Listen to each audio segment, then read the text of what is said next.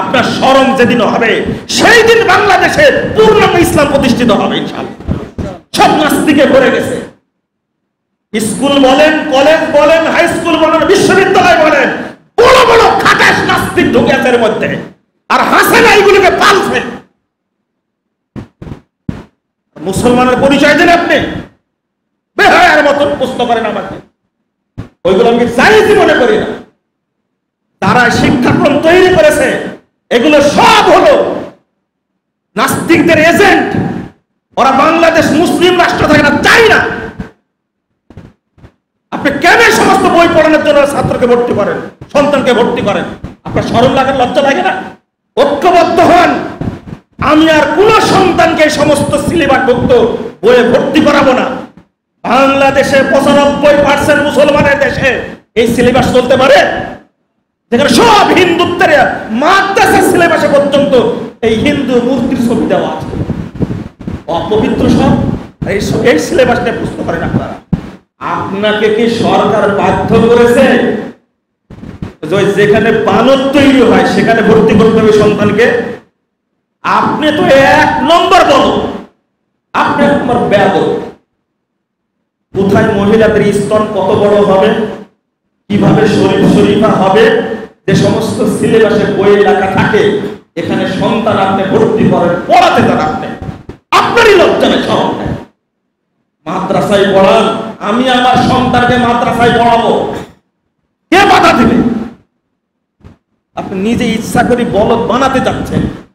আমি এটা পড়িও না, আলোচনাও করি না, কারণ যে সমস্ত প্রতিষ্ঠানে পড়লে বানর তৈরি হয়, এইগুলোতে ভর্তি করা মুসলমানের জায়েজই মনে করি না, হারাম মনে করি।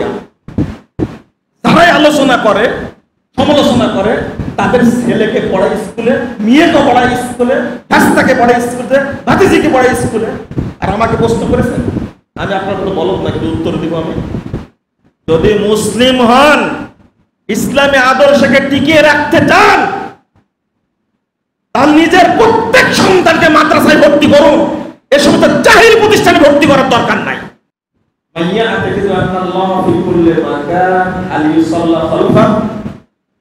যে ব্যক্তি বিশ্বাস করে আল্লাহ সর্বত্র বিরাজমান, তার পিছনে নামাজ পড়া যাবে? থামেন, আপনারা বলেন না। ইমাম ইবনে বাজ রাহিমাহুল্লাহ তিনি বলেছেন, মাইয়া আতাকিদু আন্নাল্লাহ ফি কুল্লি মাকান ফাহুয়া দাল্লুন মুদিল্লুন কাফিরুন। যে বিশ্বাস করে আল্লাহ সর্বত্র বিরাজমান, এই ব্যক্তি পথভ্রষ্ট, মানুষকে পথভ্রষ্ট করে, সে কাফের। লা ইউসাল্লা খালফা, তার পিছনে নামাজ হবে না। ওয়ালা ইউত্তাখাযু ইমামা, তাকে ইমাম বানানো যাবে না।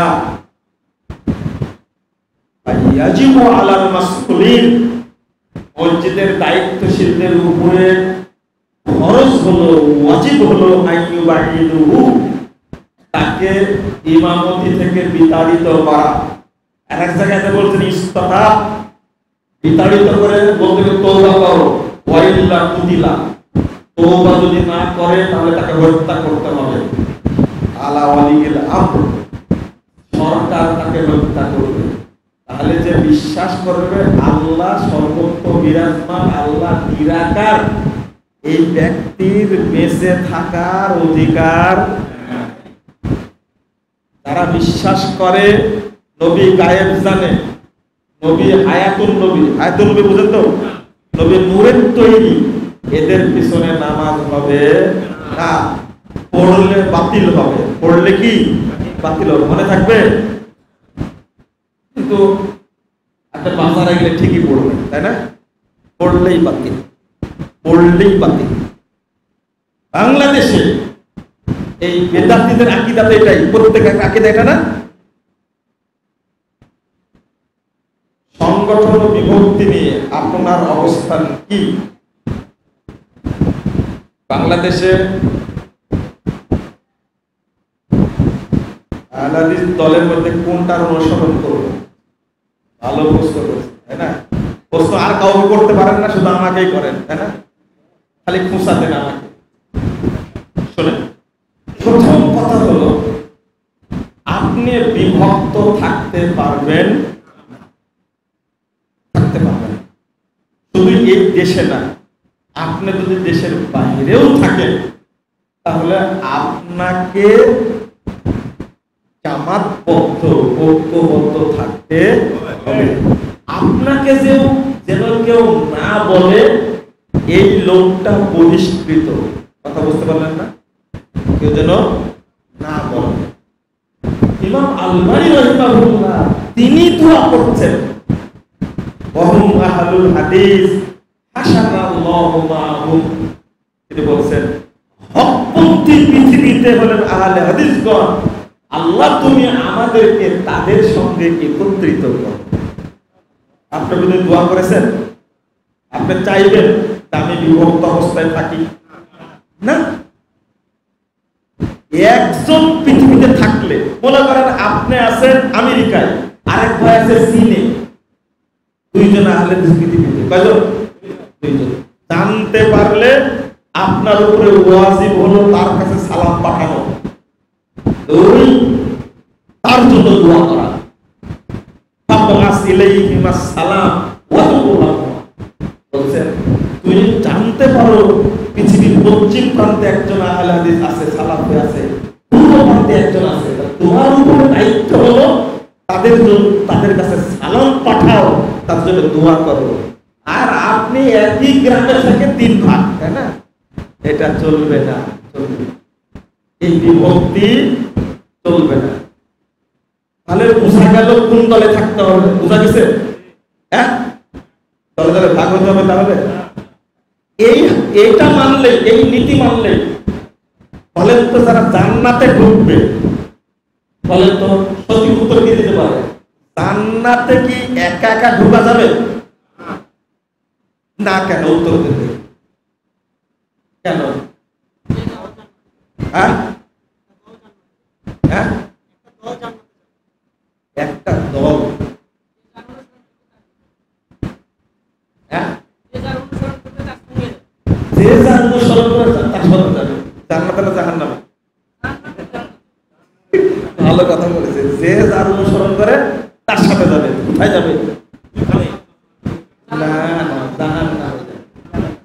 যে যার অনুসরণ করে না, যে ব্যক্তি মুহাম্মদ সাল্লাল্লাহু আলাইহি ওয়াসাল্লাম অনুসরণ করবে সেই কোথায় যাবে?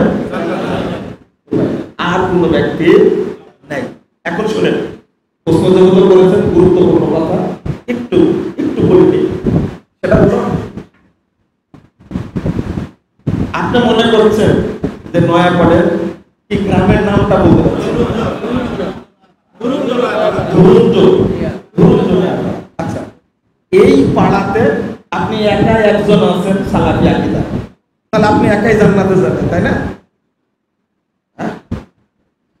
বাংলাদেশে যদি একজন না থাকে, শুধু আপনি যদি একাই থাকেন তাহলে যেতে পারবেন, কিন্তু আর একজন থাকলে পারবেন, সাথে নিতে হবে।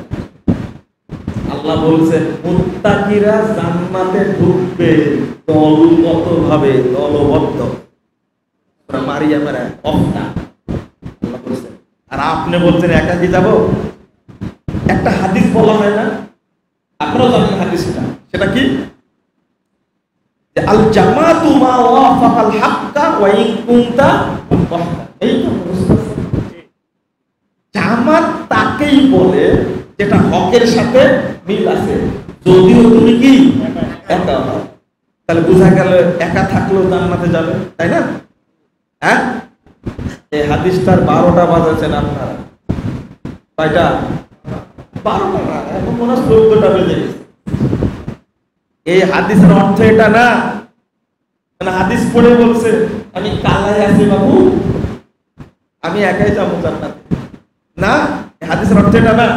হাদিসের আগে শব্দ আছে, আরো পরেও শব্দ আছে। এটা কি? ইবনে মাসউদ রাদিয়াল্লাহু, তিনি তার বন্ধু আমর ইবনে মাইমুন তাকে বলছে, তুমি তো এলাকার বড় আলেম, হাল তাদরি মা হিয়াল জামাআহ, তুমি কি জানো জামাত কাকে বলে?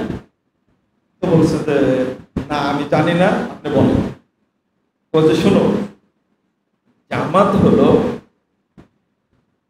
ইন্না জামহুরান নাস ইদা ফারাকুল জামাত।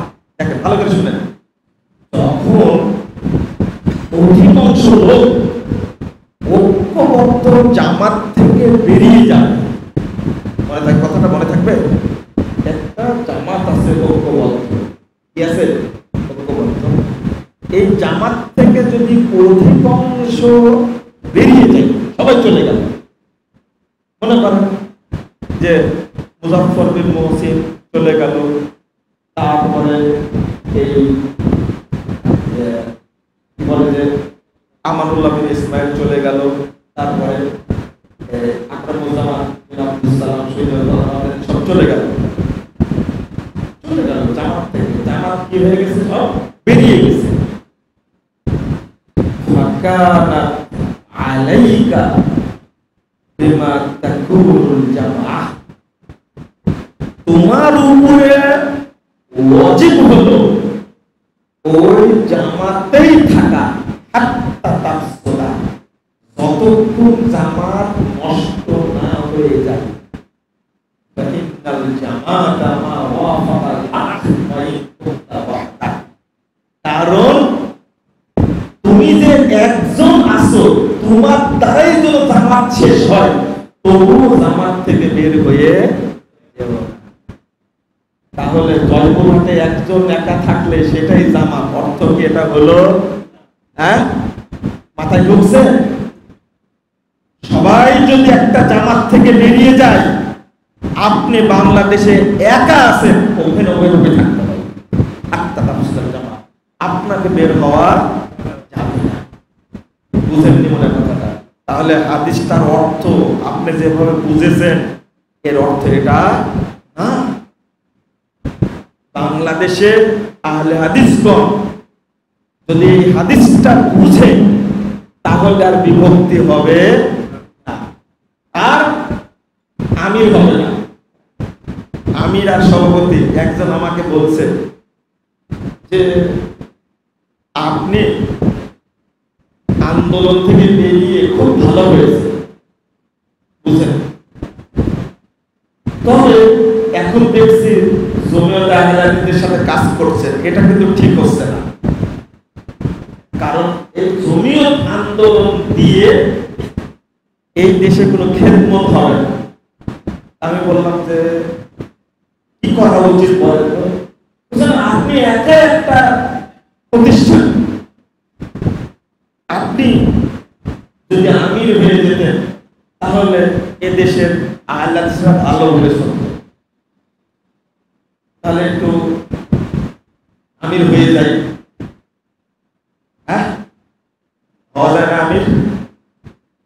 এই যে লোকটা কথাটা বলল, এই লোকটা, সত্যটা বলবেন আপনারা, এই লোকটা মানুষ না শয়তান? হ্যাঁ, আমি যে তার কথা শুনে বললাম শয়তান বললেন কেন? ভালো বলেনি? হ্যাঁ, ভালো বলেনি? ভালো বলেনি, এখন বলছেন, তাই না? চিন্তা করে অবস্থাটা কি।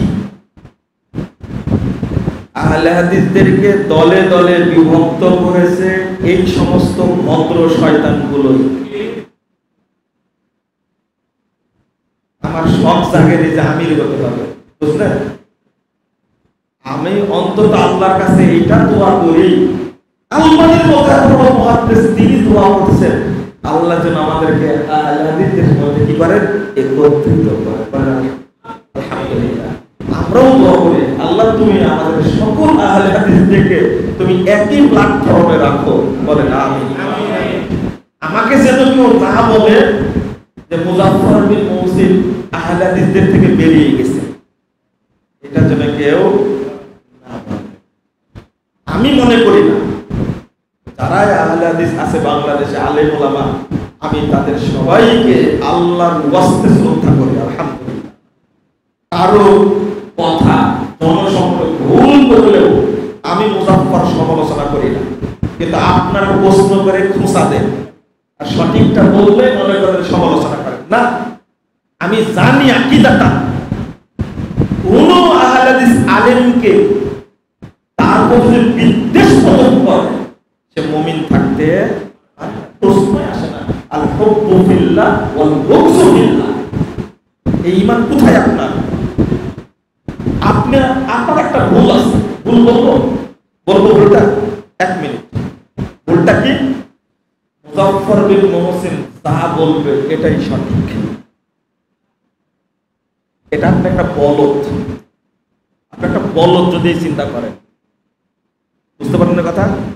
ডক্টর আব্দুল্লাহ ফারুক সালাফি যা বলবে সেটাই সঠিক। আপনি বলদ একটা। আব্দুর রাজ্জাক বিন ইউসুফ যা বলবে সেটাই 100% সঠিক, ওটাই অনুসরণ করতে বলদ একটা। প্রফেসর ডক্টর আসাদুল্লাহ গালেব যা বলবেন সেটাই সঠিক, আপনি একটা বলদ। পরিষ্কার? এই কথাটা একজন সম্পর্কে বলা যাবে, তিনি হলেন মুহাম্মদুর রাসূলুল্লাহ, আর কারো সম্পর্কে বলা যাবে না। ইমাম ইবনে তাইমিয়া রাহিমাহুল্লাহ বলেছেন, শুনেন, যে ব্যক্তি মনে করে শুধু একজনের কথা মানতে হবে, যেমন মনে করেন যে মতিউর রহমান মাদানির যা বলবেন সব মানা যাবে, যদি এই কথা বলে কেউ মুজাফফর বিন মুহসিন যা বলবে সব মানতে হবে, এটা যদি কেউ বলে, শুনেন, যদি কেউ বলে সবারই উচিত এই কথা তার মানা। এবার ইবনে তাইমিয়া রাহিমাহুল্লাহ বলেছেন, আবার দলুন অপদিয়া কুনু কাফেরা। এই কথা বললে সে কখনো কখনো কাফের হয়ে যাবে, কারণ একজন ব্যক্তি দ্বীনের ঠিকাদারি নিতে পারে না, মানুষের ভুল হতে পারে। এজন্য আলোচনা সবারই শুনতে হবে। কিন্তু আপনাকে আমি বলে দিছি, এই আমার বই ছাড়া পড়বেন না, এই কথা বলা হারাম। কেন পড়বে না? আমি কেন বলবো এই কথা? আমি কি এই যুগের বড় মানুষ? আমার চেয়ে বড় আলেম নাই? মানুষকে বলব না কেন? আমি অসম্ভব। আমার বক্তব্য ছাড়া কারো বক্তব্য শুনবেন না, এই কথা বলা হারাম। যত সালাফি আলেম আছে তাদের প্রত্যেকের বক্তব্য শুনতে হবে। আপনার ভুল হতে পারে না? এইটা কথা বলতে গিয়ে আজকে আহলে হাদিসদের অনেক সন্তান তারা বলদ হয়ে গেছে, মুরিদের মতো বলদ হয়ে গেছে। মুজাফফর যা বলবে সেটাই শুনবো, এখন তুমি 1 নম্বর বলো। এই করার কারণেই আহলে হাদিস ভাইরা ঐক্যবদ্ধ হতে পারছে না। আপনি এক লোকের বলদ হয়ে আছেন, আমি একজনের বলদ হয়ে আছি, আরেকজনের বলদ হয়ে আছে। পীরেরও অভাব নাই, আমিরেরও অভাব নাই, আর বলদেরও অভাব নাই। এক পাগলকে যদি আমির বানাতে হয় তারও বলদ হবে অনেকগুলো, হবে না? আল্লাহ যেন এই সমস্ত গুন্ডির মধ্যে আমাদের না নিয়ে যায়, বলেন আমিন। কথা বললে কষ্ট হয়, তাই না? নবম শ্রেণী